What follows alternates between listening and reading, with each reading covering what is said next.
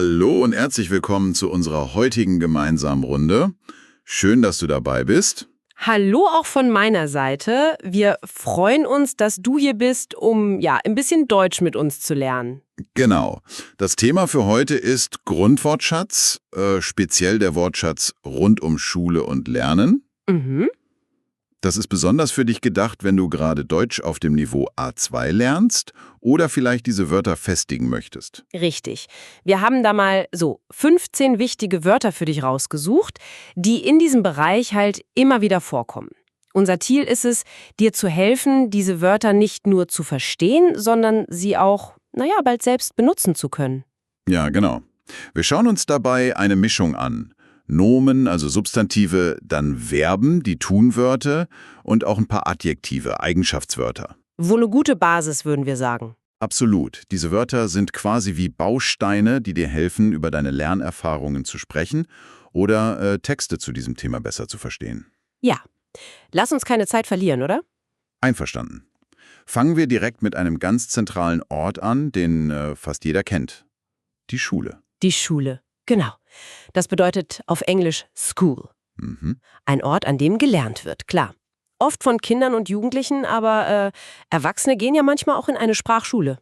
Stimmt. Man kann zum Beispiel sagen, meine Kinder sind jetzt in der Schule. So ein ganz normaler Satz. Oder, wie du sagtest, ich lerne Deutsch in einer Schule. Geht auch. Ja. Es ist meistens ein Gebäude, ein fester Ort.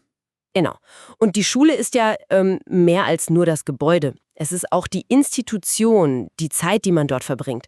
Ein wirklich grundlegendes Wort. Und wer arbeitet typischerweise in der Schule und bringt den Leuten was bei?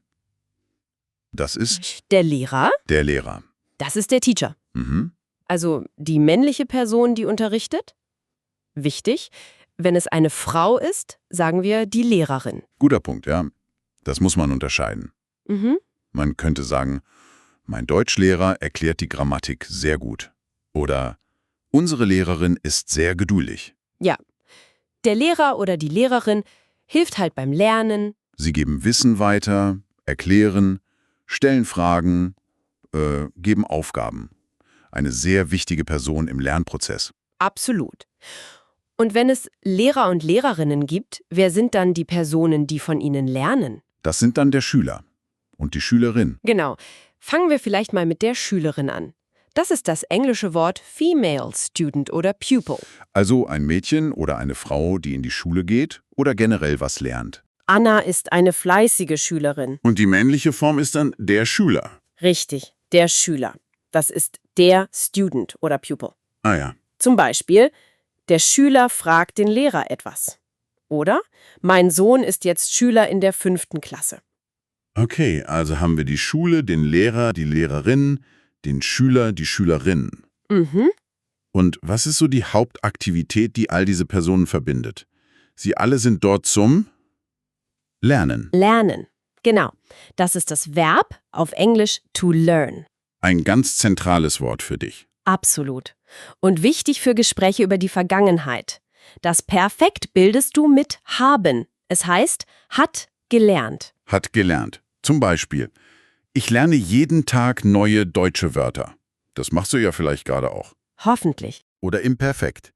Gestern habe ich die unregelmäßigen Verben gelernt. Genau. Man kann eine Sprache lernen, man kann für eine Prüfung lernen, man kann aus Erfahrung lernen. Also ein sehr vielseitiges und wichtiges Verb. Ja, ohne Lernen kommt man nicht weiter. Besonders bei Sprachen, klar. Das stimmt.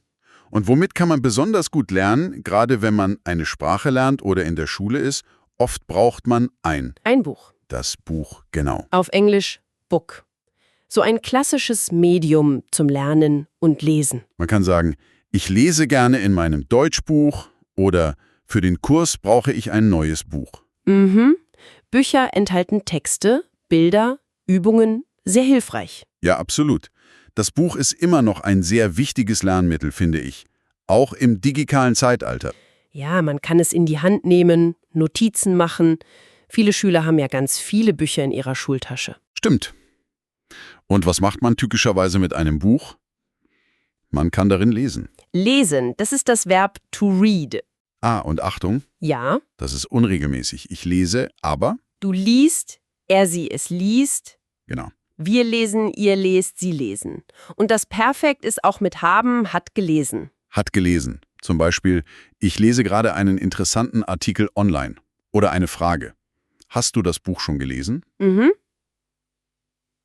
Man kann ja nicht nur Bücher lesen, man kann auch E-Mails lesen, Schilder, Webseiten, alles Mögliche. Richtig. Lesen ist eine fundamentale Fähigkeit. Man nimmt Informationen auf, die geschrieben sind. Ja, es erweitert den Horizont und hilft natürlich enorm beim Sprachenlernen. Neben dem Lesen, also dem Aufnehmen von Infos, gibt's noch die andere wichtige Fähigkeit, wo man selbst aktiv wird, das Schreiben. Schreiben. Das bedeutet to write. Hm? Auch hier brauchen wir haben für das Perfekt. Hat geschrieben. Hat geschrieben. Zum Beispiel, die Schülerin schreibt einen Aufsatz. Oder ich habe dir gestern eine E-Mail geschrieben. Ja, man kann Notizen schreiben, Briefe schreiben, Nachrichten schreiben. Ganz viel. Genau. Lesen und Schreiben gehören oft zusammen, ne? Absolut. Man liest etwas und schreibt dann vielleicht eine Zusammenfassung Mhm. oder beantwortet Fragen dazu. Ja. Beides sind so Kernkompetenzen, die man in der Schule lernt. Wenn man etwas Neues lernt, zum Beispiel Schreiben in einer Fremdsprache oder Vokabeln, dann reicht es ja oft nicht nur zu lesen oder einmal was zu schreiben. Nee, da muss man mehr tun. Man muss es wiederholen, man muss üben. Üben. Das ist to practice. Ein sehr wichtiges Verb, wenn man besser werden will. Das Perfekt ist hat geübt. Hat geübt. Zum Beispiel, wir üben heute die Aussprache im Deutschkurs. Oder ich habe gestern eine Stunde lang Klavier geübt. Man braucht Wiederholung, ganz klar. Absolut. Üben, üben, üben, das ist oft der Schlüssel zum Erfolg. Ja, Egal ob beim Sport, bei einem Musikinstrument oder eben beim Sprachenlernen. Regelmäßiges Üben hilft, das Gelernte zu festigen. und was ist das schöne Ergebnis? Wenn man fleißig gelernt und viel geübt hat, dann, Dann fängt man an, die Dinge zu verstehen. ja, verstehen. Das bedeutet to understand. Wieder ein Verb mit haben im Perfekt. Hat verstanden. Hat verstanden. Man kann sagen, ich verstehe dieses Wort nicht. Oder positiv, jetzt habe ich die Erklärung verstanden. Das ist ein tolles Gefühl, oder? Definitiv. Wenn man eine schwierige Regel oder so einen komplexen Satz plötzlich versteht, das ist sehr motivierend. Ja. Verstehen ist ja das Ziel des Lernens. Man möchte nicht nur wiederholen, sondern den Sinn erfassen. Genau. Aber manchmal reicht es nicht, dass man selbst das Gefühl hat, etwas verstanden zu haben. Man muss es auch zeigen. Stimmt. Zum Beispiel in der Schule oder am Ende eines Kurses. Dann gibt es oft eine Prüfung. Die Prüfung, das ist Exam oder Test. Ein Wort, das bei vielen Schülern und auch Erwachsenen vielleicht ein bisschen Nervosität auslöst. Das kann gut sein, ja. Zum Beispiel, nächste Woche haben wir eine wichtige Prüfung. Oder ich muss viel für die Prüfung lernen. Eine Prüfung testet halt, was man gelernt und verstanden hat. Richtig. Es gibt schriftliche Prüfungen, mündliche Prüfungen, kleine Tests, große Abschlussexamen. Die Prüfung gehört zum formalen Lernen oft dazu. Und wie ist so eine Prüfung manchmal? Oder auch eine Übung oder ein neues Thema? Tja, manchmal ist es nicht leicht. Es ist schwer. Schwer. Das ist ein Adjektiv und bedeutet difficult oder hard. Zum Beispiel, die Grammatik in Lektion 5 ist schwer. Mhm. Oder, diese Prüfung war wirklich schwer. Es braucht Anstrengung, um es zu schaffen. Ja, schwer beschreibt etwas, das Mühe kostet, das nicht sofort gelingt. Aber wichtig ist zu wissen, auch wenn etwas schwer ist, kann man es mit Übung schaffen. Genau. Denn zum Glück ist nicht alles schwer. Es gibt ja auch das Gegenteil. Manches ist einfach. Einfach. Das ist auch ein Adjektiv und bedeutet easy oder simple. Das Gegenteil von schwer. Zum Beispiel, diese Vokabeln sind einfach zu lernen. Oder wenn man fragt, kannst du mir das bitte ganz einfach erklären? Ja, wir versuchen ja auch, die Erklärungen hier möglichst einfach zu halten. Damit du alles gut verstehen kannst. Genau. Einfach bedeutet, es geht leicht, man braucht nicht viel Mühe. Und wenn jemand viel lernt, gut übt, viel versteht, vielleicht sogar Dinge, die andere schwer finden, wie nennen wir so eine Person? Sie ist klug. Klug.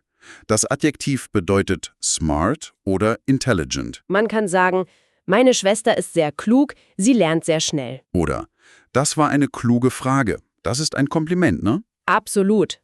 Klug zu sein bedeutet ja nicht nur viel Wissen zu haben, sondern auch gut nachdenken und Probleme lösen zu können. Mhm. Und durch Lernen kann jeder klüger werden. Das ist ein schöner Gedanke. Kommen wir zu einem weiteren sehr nützlichen Adjektiv. Im Zusammenhang mit Lernen und Schule. Wichtig. Wichtig. Das bedeutet important. Ein Wort, das du sicher sehr oft brauchen wirst. Ja, zum Beispiel. Es ist wichtig, die Vokabeln regelmäßig zu üben. Oder bitte lesen. Diese Information ist wichtig für die Prüfung. Es zeigt an, dass etwas Priorität hat. Richtig. Man kann unterscheiden zwischen Dingen, die nur interessant sind und Dingen, die wirklich wichtig sind, die man unbedingt wissen oder tun sollte. Ein sehr wichtiges Wort also. Ja, und damit kommen wir zu unserem letzten Wort für diese Runde. Okay. Wenn du etwas zum ersten Mal lernst oder siehst, dann ist es für dich New. Neu. neu. Das Adjektiv bedeutet new. Das Gegenteil von alt. Zum Beispiel, ich habe ein neues Buch für meinen Deutschkurs. Oder wir lernen heute viele neue Wörter, so wie jetzt gerade. Perfekt. Ja, neue Dinge zu lernen ist ja genau das, was du machst, wenn du Deutsch lernst. Stimmt. Jede Lektion bringt neue Grammatik, neue Wörter, neue Einsichten. Super. Das waren sie, unsere 15 Wörter für heute. Die Schule, der Lehrer, die Lehrerin, der Schüler, die Schülerin. Ja, lernen, das Buch, lesen, schreiben, üben, verstehen. Mal die Prüfung. Schwer, einfach, klug, wichtig und neu. Puh. Eine ganze Menge. Wir hoffen, die Erklärungen und Beispiele waren hilfreich und nicht zu schwer zu verstehen. Und um das Ganze noch ein bisschen zu festigen und dir zu zeigen, wie diese Wörter im Zusammenhang verwendet werden können, haben wir jetzt noch eine kleine Geschichte für dich vorbereitet. Genau. Hör einfach gut zu. Versuch mal darauf zu achten, ob du alle 15 Wörter wiedererkennst, die wir gerade besprochen haben. Sie kommen alle in der Geschichte vor. Mhm. Okay, bist du bereit? Dann legen wir los mit der Geschichte. Es war einmal eine junge Frau namens Elena. Elena war eine Schülerin in einem Deutschkurs. Sie ging 3-mal pro Woche in die Sprachschule. Ihr Lehrer, Herr Schmidt, war sehr nett und klug. Elena mochte ihn, aber manchmal fand sie den Unterricht ganz schön schwer. Besonders die deutsche Grammatik. Heute gab es eine neue Lektion über Adjektivdeklinationen. Puh. Elena wusste, dass es wichtig war, viel zu lernen, wenn sie die Sprache gut sprechen wollte. Also nahm sie nach dem Unterricht ihr Buch und setzte sich in ein Café. Sie begann, die Regeln und Beispiele im Buch zu lesen. Sie las alles sehr aufmerksam durch. Dann nahm sie ihr Heft und fing an zu schreiben. Sie schrieb Sätze mit den neuen Regeln. Das war nicht immer einfach. Sie musste viel nachdenken und üben. Nach einer Stunde Üben fühlte sich Elena schon besser. Sie begann, die Regeln langsam zu verstehen. Ah, jetzt wird es klarer, dachte sie. Sie wusste, dass bald eine Prüfung kommen würde. Sie wollte die Prüfung gut machen und zeigen, was sie gelernt hatte. Sie hoffte, dass die Prüfung nicht ganz so schwer sein würde wie die letzte. Vielleicht wären ja auch ein paar einfache Aufgaben dabei. Elena lächelte. Neues gelernt und geübt. So, das war unsere kleine Geschichte über Elena. Und hast du die Wörter wiedergefunden? Schülerin, Schule, Lehrer, klug, schwer, neu, wichtig, lernen. Aha. Buch, lesen, schreiben, einfach, üben, verstehen, Prüfung. Ich glaube, sie waren alle drin. Ja, das waren sie. Wir hoffen, diese Geschichte hat dir geholfen, die Wörter noch einmal in einem natürlichen Kontext zu hören. Und zu sehen, wie sie zusammenspielen. Genau. Die Wörter sind jetzt hoffentlich nicht mehr ganz so neu für dich und fühlen sich vielleicht schon ein bisschen einfacher an. Und jetzt kommt der wirklich wichtige Teil. Jetzt bist du dran. Das Zuhören und Verstehen ist der erste Schritt. Aber um die Wörter wirklich zu lernen und zu behalten, musst du sie selbst benutzen. Richtig. Deshalb unsere Einladung und kleine Hausaufgabe für dich. Schreibt bitte eure Sätze mit diesen Wörtern in die Kommentare. Ja. Versuch doch mal für jedes Wort, das für dich neu oder besonders wichtig ist, einen eigenen Beispielsatz zu schreiben. Zum Beispiel könntest du schreiben, mein Lehrer ist klug. Oder ich finde Deutsch manchmal schwer, aber ich übe viel. Oder ich lese gerne deutsche Bücher. Sei einfach kreativ. Wir sind wirklich gespannt auf deine Sätze. Das ist die beste Übung. Absolut. Und keine Sorge, wenn es nicht sofort perfekt ist. Das Wichtigste ist, es zu versuchen. Ganz genau. Das war unsere heutige gemeinsame Betrachtung zum Thema Schule und Lernen. Wir hoffen, es hat dir gefallen und vor allem geholfen. Ja, viel Erfolg beim Weiterlernen. Bleib dran, auch wenn es mal schwer ist. Es lohnt sich. Mach's gut und bis zum nächsten Mal. Tschüss!